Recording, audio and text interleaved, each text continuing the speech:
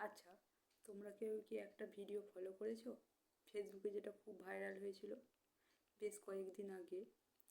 একটা বাবার 3টে কন্যা সন্তান থাকা সত্ত্বেও বাবা মারা যাওয়ার সময় তাদেরকে কাছে পায়নি, এমনকি শেষ কাজ করার সময়ও সেই কন্যারা ভিডিও কলে সমস্ত তাদের দায়িত্ব সেরে নিয়েছিল।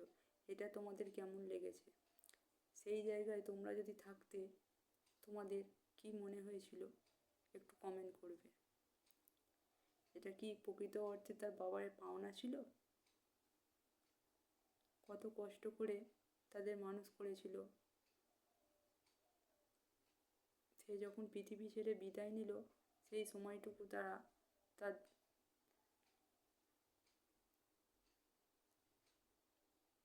মেয়েদের কাছে পায়নি,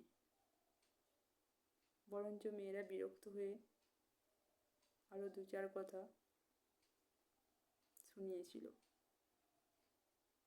সেটা তুমি একজন মেয়ে হিসেবে বা একজন মানুষ হিসেবে কি বলতে চাও একটু কমেন্ট করে জানাও।